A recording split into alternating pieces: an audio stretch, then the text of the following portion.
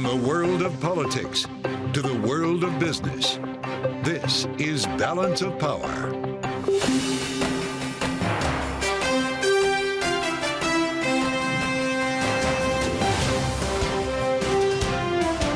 Live from Washington, D.C. From Bloomberg's Washington, D.C. studios to our TV and radio audiences worldwide, welcome to Balance of Power. Alongside Joe Matthew, I'm Caitlin Lyons. On track to be a once-in-a-century storm, Hurricane Milton is bearing down on the Gulf Coast of Florida, now back at Category 5 and taking aim at Tampa Bay. It would be the first direct hit to Tampa since 1921. President Biden canceling plans to travel abroad this week as federal rescue workers brace for a second hurricane in 12 days. We'll be joined by former FEMA Administrator Craig Fugate. Vice President Kamala Harris adding to her economic proposals during a media blitz today in New York. We'll talk about the role the economy is playing on the campaign trail with former Republican Senator Pat Toomey of Pennsylvania and with our political panel. Welcome to the Tuesday edition of Balance of Power here on Bloomberg TV and radio. I am Joe Matthew alongside Kaylee Lyons with another test here, Kaylee, for emergency personnel, for the presidential candidates, and of course for the president himself. Well, that's absolutely true. The state of Florida is bracing for what could be an incredibly powerful storm, as we mentioned, now back at Category 5 strength with wind speeds north of 160 miles an hour. And according to the public advisory just put out by the National Hurricane Center, Florida residents should get their families and homes ready to evacuate if told to do so. Massive evacuations that we're seeing across the peninsula here. The mayor of Tampa saying earlier on CNN, Kaylee, either evacuate those zones tonight or die. Considering the stakes here, the next 24 hours are going to be critical. We did hear from Joe Biden a little bit earlier today at the White House. We're driving up preparedness for Hurricane Milton, which could be one of the worst storms in 100 years. I've spoken to all the political leaders in the region, some of them more than once, and I've told them anything they ask for they can get. We've given, and we've got an overwhelming response, positive response from everyone from the governors of Florida up to North Carolina. Joining us now for more is Bloomberg's Wendy Benjaminson. So, Wendy, obviously there are many layers to this. This, first and foremost, could be a humanitarian disaster. Absolutely. It could be an economic disaster, but it also carries with it major political implications. It is 4 weeks until Election Day today. So how is the weather coinciding with the current moment we are in this election cycle? In so many ways, Kaylee, it's really interesting. One, a lot of people in North Carolina and Florida and Georgia may find it inconvenient to vote. It may suppress turnout in some of these places. They may decide food, water, shelter comes before political activity, or they may not be able to get their ballots or their mail people coming to them. So it's all that is going to be part of the mess. But more importantly in this case is the amount of political disinformation going around that is actually endangering people. It's one thing to spread false rumors about things, but what Republicans who are doing this don't seem to realize is that it has real-life consequences. And that is this misinformation about what FEMA is doing, is making people not apply for aid that they need because they don't believe they're going to get it. They don't believe FEMA has enough money, all the way up to the more silly things like who called whom and who's taking whose calls and things like that. Right.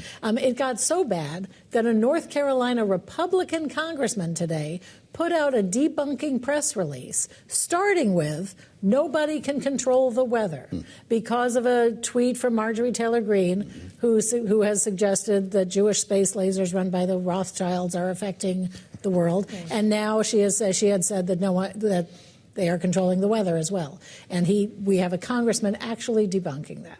So that's how bad it's He considers himself of the mountain people, as he said, has been in western North Carolina, seeing this firsthand. In some cases, people not allowing FEMA crews to pass because they've been told that FEMA's confiscating property of some people who've left things behind here. Kamala Harris responded to this today. She was on The View, on one of the 3 shows she appeared on, as we mentioned, part of this media blitz. Here's what she said about Donald Trump and Hurricane Milton. The idea that somebody would be playing political games for the sake of himself, but this is so consistent about Donald Trump. He puts himself before the needs of others. I fear that he really lacks empathy on a very basic level to care about the suffering of other people and then understand the role of a leader is not to beat people down, it's to lift people up. Absolutely. Especially in a time of crisis. There you have the vice president. FEMA has now had to post a rumor response page to answer to some of the same stories and same rumors that you're talking about here. Getting back to Kayleigh's first question, what's the net effect on a campaign with this going on?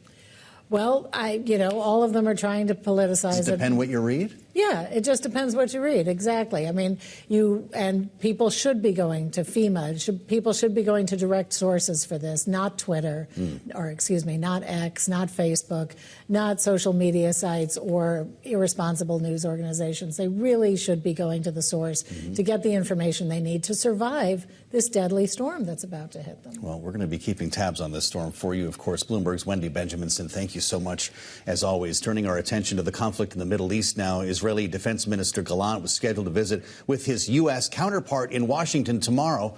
Until this.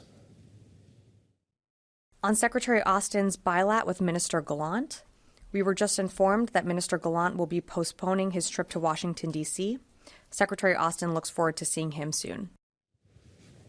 Joining us now, Bloomberg's Nick Wadhams, who runs our national security coverage here in Washington. Nick, what do you make of this development? What prompts the postponement, if not the cancellation? Well, what we're hearing essentially is that Prime Minister Netanyahu recalled Gallant back to Israel, just told him not to leave because he said he wanted to talk to President Biden first, which he has not done since August 21st, I believe.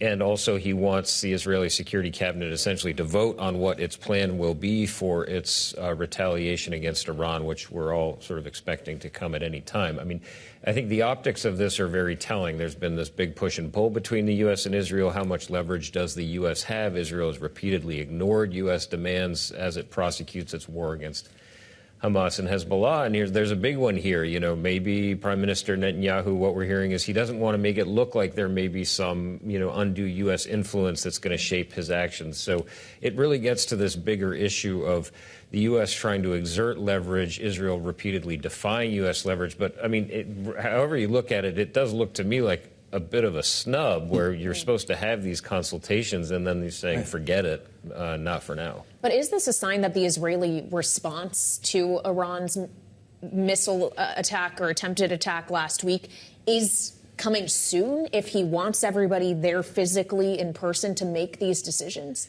Well, that was certainly the impression that folks were getting that we were talking to. Like, listen, would he really do this response with the defense minister overseas in the U.S.?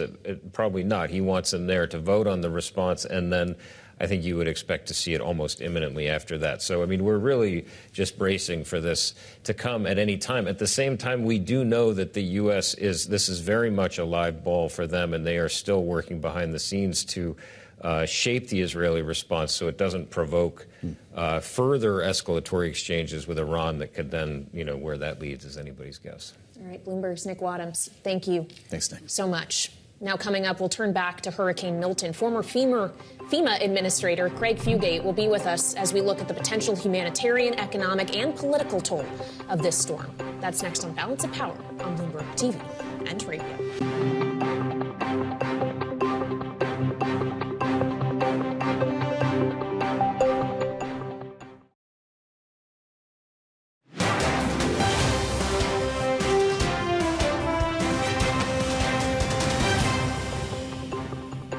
This is an epic catastrophe. I mean, Hurricane Helene was less than 2 weeks ago. Now, this double whammy that poses a triple threat with surge, rainfall, and wind at the same time. Folks they're very scared. That was Democratic Congresswoman Kathy Castor, representing Florida's 14th congressional district, which includes Tampa, on the early edition of Balance of Power today as Hurricane Milton barrels towards her constituency, now back at Category 5. Joining us now for more on what is being dubbed a once-in-a-century storm is Craig Fugate. He is former FEMA Administrator. Sir, thank you so much for being here. on Bloomberg TV and radio. As we heard the Congresswoman alluding to there, this is just 12 days from another devastating hurricane that hit the American Southeast. Now FEMA is going to be faced with responding to what could be an incredibly damaging storm. Are they ready for it? Are the resources there? Yeah, for the response, I don't see any real challenges. I mean, Florida got hit 4 times in 2004, and FEMA was our partners throughout all of that. There's a lot of stuff being said about budgets and about being overstretched, but the people I work with that are still there and the people that have joined FEMA, they know what the mission is, and that's support the governors, get ready to support another disaster. And, you know, FEMA's built for this. There was never the intention that FEMA could only handle one disaster at a time. You know, there's been a lot of conversation about misinformation and disinformation, Craig, coming off of Hurricane Helene, some of the stories that we're seeing on social media that are leading people to question FEMA's response and in some cases repel rescue crews who are coming to help for fear they are confiscating goods or in some cases giving a $750 check for a lost home. As you probably well know, FEMA has put up a rumor response page on its website, and the President of the United States is even talking about this. Joe Biden made these remarks when asked about the misinformation earlier today at the White House. Let's listen. Pat's prologue is real, but the fact of the matter is, I think we have, I've been able to contact all the governors. They are sticking up for what they've asked for. They're pointing out that they're satisfied with everything they're getting. But I can't speak for others. Those who do it to try to damage the administration. Well, we can take care of ourselves. But it misleads people. It puts people in circumstances where they panic, where they really, really, really worry. They think now they're not being taken care of. Craig, is this the new price gouging that we used to see at gas stations as a way to take advantage of people following a storm? Now it's misinformation? Yeah, and it's not new. We dealt with this during Superstorm Sandy and had to put up rumor control pages in that storm. And the president's right. Yeah, he criticized us. Right. We'll take that. That's not what's important. What's important is people getting told things that are false, that is slowing down their recovery. And that, I think, is there's too many people out there. They're making this disaster about them, not about the people that are trying to be helped. And FEMA's job, as the president points out, support the governors. They're not the initial response. They're there to help the governors and support that team as they respond, but more importantly, in the aftermath of the disaster, to help recovery. So as FEMA teams get on the ground and start reaching out to try to find what people need to do recoveries, and they're being turned around because there's some vague threat, you're hurting the people they're trying to help. Well, as we consider what it costs to actually help, to aid in that recovery, there's also been a lot of question in the last 2 weeks about whether or not Congress needs to come back to vote on supplemental funding to shore up FEMA and disaster relief. Now, Secretary Mayorkas has said FEMA does have the resources to respond to this storm, but with 2 storms of this size so close together, is it a disservice to the people affected to not just go cast that vote? Well, again, I've been on this argument and dealt with it during actual events where we were running low of money. And here's the reality. FEMA's got enough money to do the initial response, and that's including helping people begin their recovery. Where FEMA's going to need more money, and a lot more money, and it won't just be FEMA. It's going to be HUD, it's going to be Federal Highway, a lot of other organizations, is the permanent work and rebuilding that will take place not only from these disasters, but previous disasters. That was the original supplemental. It wasn't even these hurricanes. It was the previous disasters. So, you know, I think there's a lot of noise about the budget, and that's something to debate in Washington. But for the people that have been hit by these storms or about to be hit by these storms, know that the federal government is there to support the states. They have the funds to do the response. There will not be unmet needs because of a budget shortfall. But where it will impact communities and has already impacted communities that have had disasters, it will slow down and stop rebuilding and doing the permanent work it takes to help communities recover from disaster. Craig, you, of course, famously created the Waffle House Index, which is, I guess it may be an unscientific, if I can use that term, metric of the severity of the storm based on how many Waffle Houses have decided to close. This brings us all the way back to 2011, and I wonder what the Waffle House Index is telling you, if anything yet, in advance of this storm. What color are we at? Red. Waffle House is getting ready. They're shutting down most of their restaurants in the forecasted hard-hit areas. And, you know, Waffle House is open 24 hours a day, 7 days a week. For them to close is extraordinary. And they're also a good indicator of when the disaster is over, how recovery is going. Because many cases that I've seen, Waffle House will be open before anybody else. And their philosophy of show up and get open really depends upon the roads being open, infrastructure starting to come back. And it's a good indicator that things are starting to stabilize and we're starting to move into that recovery. Mm-hmm. Well, if it requires infrastructure coming back, what part of this storm is potentially the most dangerous to infrastructure, to people's homes, to people's lives? We know it is Category 5. That means for now the wind speeds are incredibly strong, but we're also talking about a storm surge here, potentially in a wall of water that could flood Tampa Bay. Is that actually what is most dangerous about this? Well, historically, the deadliest part of hurricanes have been water, both the storm surge in the coastal areas where we've seen the largest loss of life in some of these hurricanes, but inland flooding, as we saw up in the Carolinas from Helene. So water has historically been the most dangerous, but we shouldn't underestimate the impacts of the wind. This storm is likely to have hurricane force winds across the state. That's going to result in numerous trees down, widespread and prolonged power outages and disruptions of communications. And people in the path of the storm need to be prepared for that. And again, my advice to them, all the stuff they do to get ready is keep a portable radio handy because that may be the only way they're going to get information during and after the storm. I had that experience in Gainesville, Florida during Helene, and I didn't even get the worst parts of the storm. But without a radio, I had no idea what information was out there about what the storm was doing and had it passed my community. Yeah, we are reminded of the importance of our colleagues in the radio business at a time like this. Craig, does it help from a response standpoint to have already surged assets into Florida in advance of and following Hurricane Helene?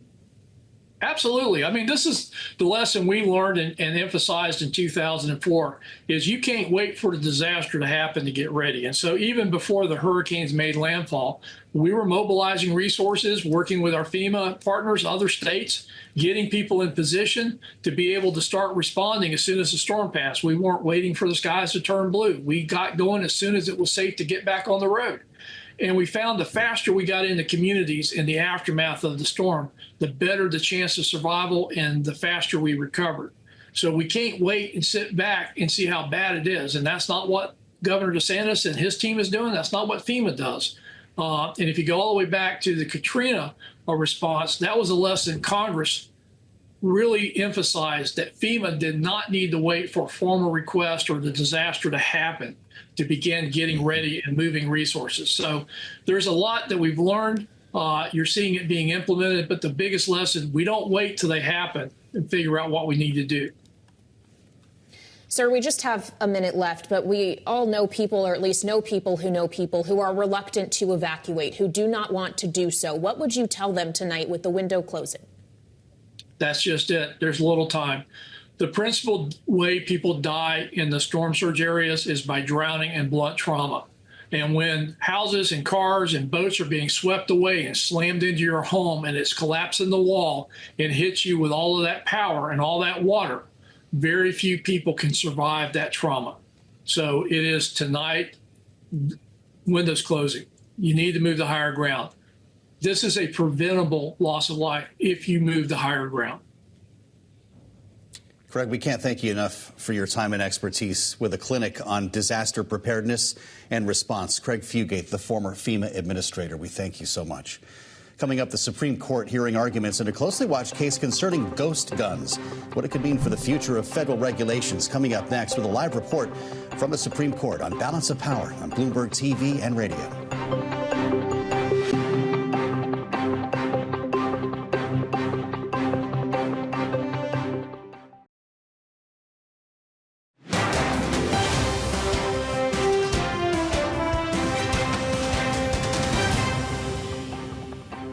This is Balance of Power on Bloomberg TV and radio. I'm Joe Matthew alongside Kaylee Lyons in Washington. Thanks for joining us. Supreme Court kicking off its new term this week. Today, the justices hearing a case surrounding what's known as ghost guns, which could have major impacts on the industry. Bloomberg's Tyler Kendall is at the Supreme Court now with details. Tyler?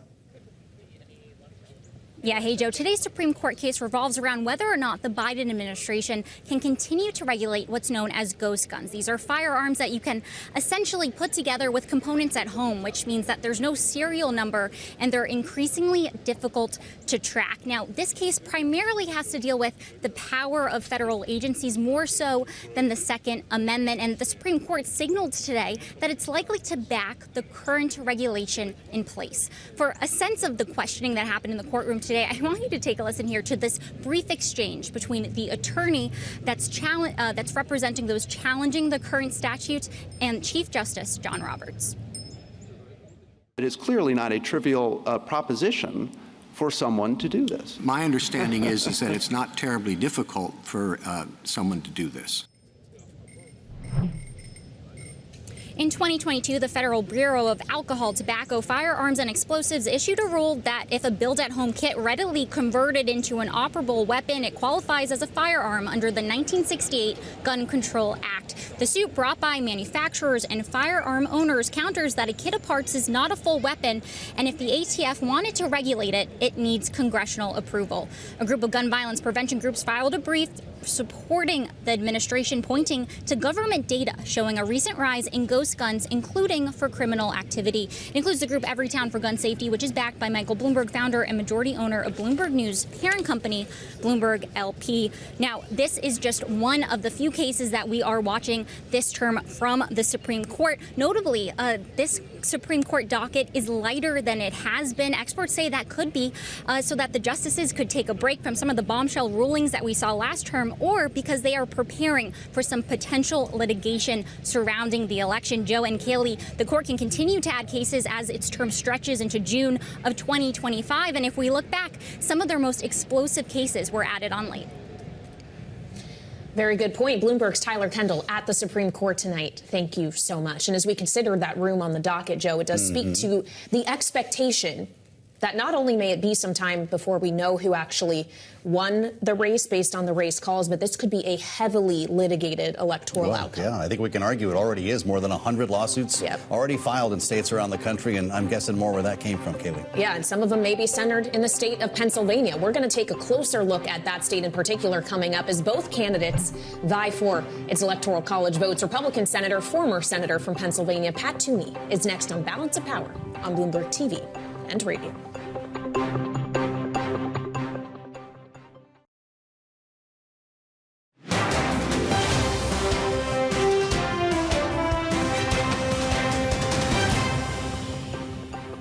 This is Balance of Power on Bloomberg TV and radio. Thanks for joining us. I'm Joe Matthew alongside Kaylee Lyons in Washington. As we turn our attention to the campaign trail, Vice President Kamala Harris has been closing the gap with Donald Trump on the issue of the economy in a series of recent polls, including our own Bloomberg News Morning Consult survey, showing a notable bounce back in the key blue wall legacy industrial states. Of course, you could argue none more important than Pennsylvania. And joining us now for a closer look at the race in that state is Pat Toomey, the former Republican senator from Pennsylvania. Senator, it's great to have you back on Bloomberg TV and radio.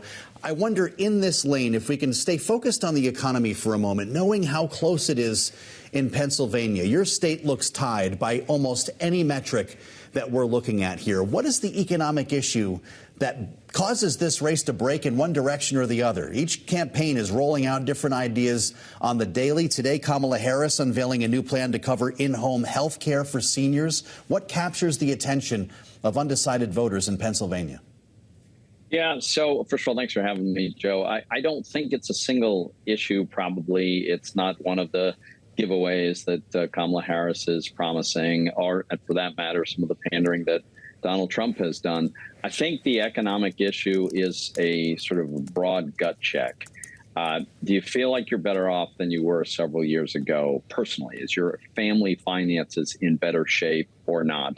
Do you feel like you've got security in your job? And if you were to lose it, would it be pretty easy to get a comparable one, or would it be really hard? And prices, that has been a huge factor, right? The huge inflation that we've experienced where wages have not kept up. Now, recently, of course, price increases have moderated considerably.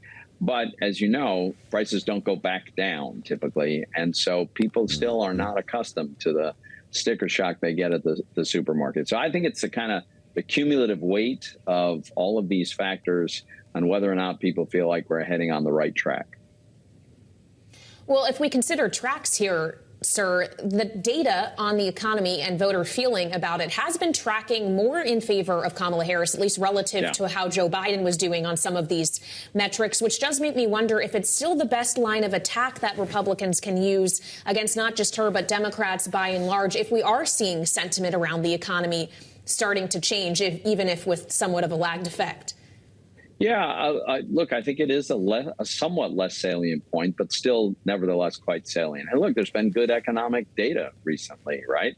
I mean, in the rate of inflation, the rate of price increases has certainly moderated. The stock market's had an amazing rally and hit record highs. And, a lot of people have investments, if it's through an IRA or a 401k. So that matters to them. We saw a very strong jobs number come out just last week. So there has been some good data. I'm not shocked that has, filtered its way to people's sense about the strength of the economy. Having said that, I think people remember that prior to the pandemic, we had the best economy of my adult lifetime. And very recently, we had a really rough patch. So things have certainly gotten better for Kamala Harris than they were for Biden.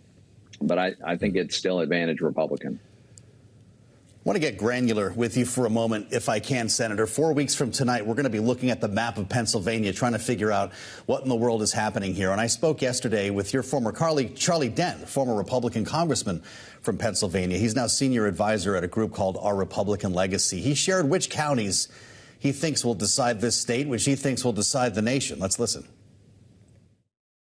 The two counties to watch in Pennsylvania are Northampton County, my old district, is the ultimate bellwether county in the state and perhaps the nation, and Erie County. Those are the two counties. And I'm not big on predictions, but I will say this. I will predict this. Whichever candidate wins Northampton and Erie counties will likely win will win Pennsylvania and will win the presidency. Take us to school, Senator. What are you watching on election night? Look, Charlie makes a good point. And if you made me come up with a list, Northampton County and Erie County, one in the eastern part of the state, one in the northwest corner, those would be on my list. But here's the thing to remember. Within a state, the counties don't have an electoral college, right? It's not a binary switch as to whether you've won or lost. And so, sure, if you're winning in Northampton and Erie County, you're probably doing pretty well. You're probably doing well in the really big counties, too. You can't take your eye off a big county like Bucks County or even Delaware County in the southeast or Allegheny County in the west, where you have the potential for big swings. And the population of those counties are so big that even if, say, a Republican doesn't carry a Bucks County, if he does considerably better than a Republican typically does, that can be enough to win the state, too. So I would agree. Northampton and Erie counties often are bellwethers.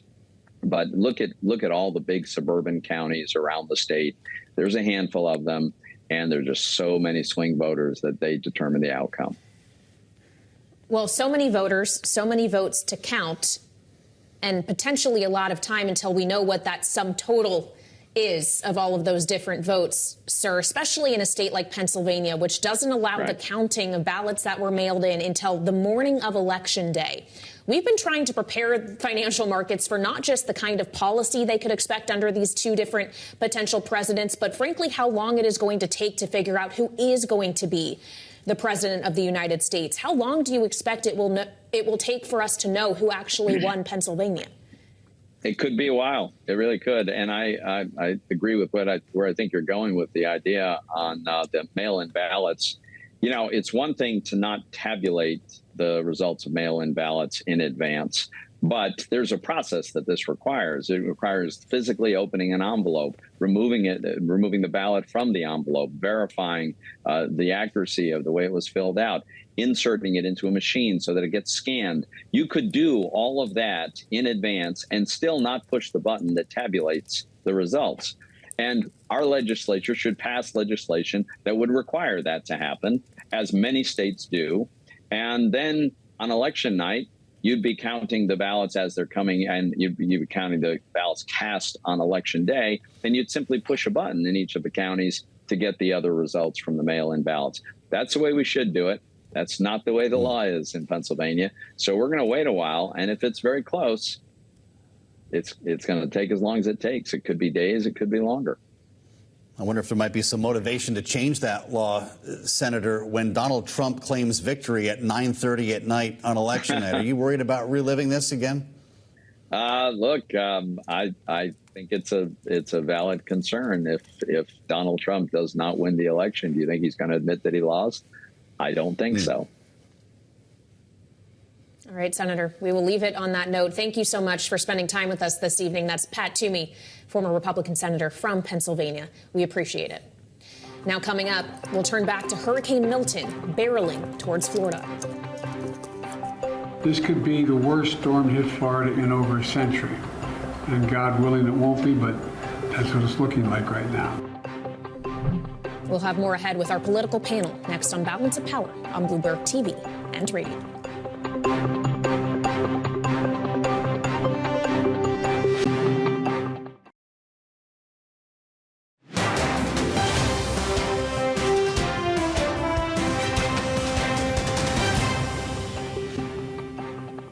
Last night I spoke again with the governor of Florida, DeSantis, and Tampa Mayor Castro,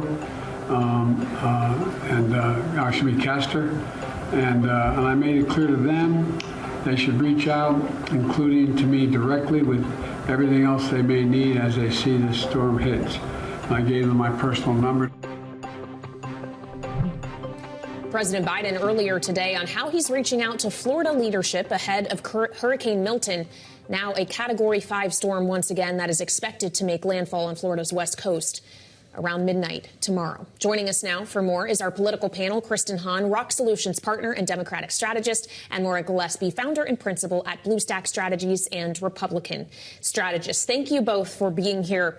Maura, as we heard President Biden talk about communications with Governor Ron DeSantis, of course, much was made yesterday about DeSantis not taking a call from Kamala Harris, the suggestion that it was seen as political. Arguably, a lot of the rhetoric we are seeing around not just this storm, but Hurricane Helene before it is political. Is that appropriate? It's not. And unfortunately, we are just weeks away from an election that, is by all accounts razor thin. And so it's frustrating, I think, on the whole, because this is a serious matter, and to play politics with people's lives is incredibly irresponsible, and it's dangerous. And I think what the former president has been doing and touting some of this, and his team has been doing, you're seeing people from DeSantis' own team pushing back on some of the conspiracy theories that have been pushed out there on X or Twitter, and again, trying to curb it, because it could really cause some serious damage with Milton coming up here. People's lives are at stake, and that's not hyperbole. That's not being an exaggeration. Mm-hmm. That's what, by all accounts, is what's happening in just a matter of hours. And so to be so reckless like that it shows us what kind of leader would do that, and I think that's going to weigh on people going into Election Day. It's pretty remarkable here when you consider the stakes at hand, Kristen. Not only is Donald Trump saying this stuff, it's everywhere on social media. FEMA is up with a rumor response page, and you've got the White House in overdrive here to try to keep the record straight. What else can be done at this important moment here with a second storm about to strike to set the record straight, to point people in the right direction and let them know what is true and what is false? I mean, I think the head of FEMA has done a really good job of going out across all the local and the national news stations, talking about exactly what FEMA is doing. Somehow Trump saying that there aren't enough people at FEMA, to deal with these crises. That is patently untrue. She's done a good job of being out there communicating with the public, which is so important because people need to know what resources that they have at their fingertips. And I tend to believe that most people, Vice President Harris, Ron DeSantis, as much as I may disagree with him on pretty much everything, this is a humanitarian crisis. We hope it won't be a bad one, but you have to prepare for that. So I'd like to think about everybody's better angels and that, everybody's kind of looking at this and seeing what we can do. But FEMA's done a really fantastic job so far. Well, as we consider this happening 4 weeks to the day from the election and the political implications here, I would point to the new New York Times Siena poll that came out today that takes a look at Florida, which some Democrats have suggested could actually be in play this cycle. Donald Trump leading Kamala Harris 55 to 41%. It's a 13-point gulf. Kristen, I'm not sure the storm makes any difference at all at potentially closing that gap or widening it further. But what about the other races like Senator Rick Scott, knowing his experience in disaster response, having formerly been a governor? He was there when Biden made a trip to Florida in the aftermath of Helene last week. Does this change the odds for him, potentially less in favor of Democrats who were eyeing a pickup opportunity in this state? I mean, I think anytime sees a leader who takes control and does a very good job in these types of dangerous situations, and Senator Scott has, demonstrated that he has been able to do that as a leader in his state. Again, don't agree with him on a lot of things. So, elections are all about how people feel about the candidates and what they're doing. So is it going to have an impact? Certainly it could. But, at the end of the day, I think people who are running for office who are currently also in positions of elected leadership, need to look at their responsibilities and take them seriously over politics. Well, I'll tell you, that Florida number jumped off the page here, Maura. New York Times, Siena College, a 13-point lead. You first want to suggest that maybe it's an outlier. But Nate Cohn writing in the New York Times that he sees it differently in this case, that it might suggest the demographics, the makeup of Florida in the electorate has changed dramatically since the pandemic. How do you see it? That's an accurate insight. I mean, so many people did move to Florida during the pandemic. They evacuated some of those areas that, apartment buildings, and we saw that, that commercial real estate is hurting because so many people have moved out of the cities to find more space, and Florida, better weather. And with COVID, that was, paramount for a lot of people. But I think what's interesting with this poll is, and when you ask the question about, does this change things post these storms? By all accounts, we kind of had an idea that this was going to be a really bad hurricane season. But I think what in this election, because it's been so tumultuous and has changed so many times over the last few months, anything that happens between now and Election Day in this country can be pointed to and blamed on Harris, Biden, Walz. And so it's a risk that they know going into this. But the unfortunate part is when you play politics with something that's so severe, and when on our side of the aisle, Republicans have a person at the top of the ticket whose only objective is to point the finger and, stoke fear and anger, that's not productive. And to Kristen's point, we really do need to look for leadership. And I would hope that I do believe what Ron DeSantis is trying to do is take the reins here and push back on the conspiracy theories. And I'm glad to see that because there are a lot of Republicans in that state, as that poll clearly shows, and they need to know that they've got a leader there that's not trying to just stoke anger and fear for them. Hurricane Milton set to make landfall tomorrow night. Coming up, Kamala Harris's media blitz continues with live interviews on The View, The Howard Stern Show, Stephen Colbert. Our panel is back with us next with more on Balance of Power on Bloomberg TV and radio.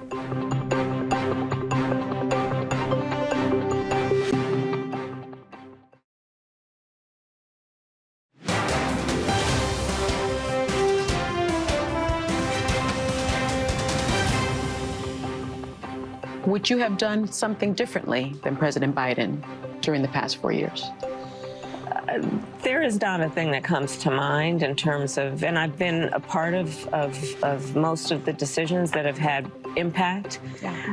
The work that we have done, for example, capping the cost of insulin at $35 a month for our seniors is something I care deeply about. Vice President Kamala Harris earlier today on The View when asked if she would have handled anything differently than President Biden has. Part of a big media blitz today, including the Howard Stern Show, later the Colbert Show. Back with us, our political panel and their take on this. Kristen Hahn and Maura Gillespie back with us now. Kristen, is that the only way that Kamala Harris could have credibly answered that question? I mean, I think she has a lot to be proud of working with the president. I don't think he gets a lot of credit for a lot of the bipartisan stuff that he did. We look at the infrastructure bill. We look at, like she mentioned, capping the cost of insulin for seniors. So there was a lot that happened in this administration, and she should be proud of it. So I think that that's how, as a candidate and as the current vice president to this administration, she needed but should have answered that question. Well, she did kind of come back to the notion later in the interview, saying one of the potential differences between her and Joe Biden is that she's going to have a Republican in her cabinet if elected. That's an idea that Jamie Dimon, the CEO and chair of J.P. Morgan Chase, may like. He told this to Bloomberg's Lisa Abramowitz in an exclusive interview earlier today. Putting business people there. I think we should insult each other as citizens, try to understand each other. And I think it'd be great if the next president, they really want to, what's that word they say, unify, put someone from the other party in your cabinet. So, Maura, I guess as we consider this question of if this is attempting to reach across the aisle, to bring more voices in, to bring voters who aren't already for you into the fold with 4 weeks to go until Election Day, is saying I'll put a Republican in my candidate enough, or do they want them, those undecided voters, want her to say, I'm going to be way different than the last guy? I don't know that it serves her well to say that she's going to be so different, considering she is still currently the vice president. And then to the second point, for those voters who are Biden supporters and have been for this whole election season up until these last few months when he dropped out, then what does that say to them if she were just to go ahead and bash him essentially in her efforts to get, the presidency, to get to the Oval Office? So I don't think that that would behoove her. And again, unfortunately, in this country, we have a certain vision or a predisposed kind of notion when it comes to women. And they would just, unfortunately, I think a lot of voters would take that to be, she's cutthroat and she's going after, cutting down the president. And so I don't think that there's a lot of positives to doing it that way. But I do think that she's already said that she would be open to having a Republican in her cabinet. And, we saw that at the convention where several Republicans spoke, in favor of her and endorsing her. And subsequently, you've had a couple like Jeff Flake and Liz Cheney come out and say they support her. So you could see a couple viable options that way. But yes, she has really done a lot to say that she is more middle, coming more along to the middle of the road when it comes to a lot of policy issues. But she can't completely abandon the far left, which is, where she started from. Kristen Hahn, give me your read on this whole day. We're coming off an appearance on 60 Minutes. By the way, that was the full hour for Kamala Harris last evening after Donald Trump decided to drop out. There's also a town hall on Univision on Thursday. This is a big week as the campaign tries to answer to the charge that she's not doing enough interviews or providing off-scripted moments. What do you think of these selections? Howard Stern, Colbert, pretty friendly interviewers, not hard-hitting. We're not really talking policy here. This is more personality, isn't it? Will it work? Well, I wouldn't necessarily call 60 Minutes an easy interview. Fair enough. So, more to the point of what she's doing today. Yeah, no, I think she's going to voters where they are in a number of different media, in a number of different ways, with different types of hosts. So, I think it's a smart thing to do, and she got. She caught a lot of hell for not, doing more mainstream media, prior to the debate, and she's certainly done.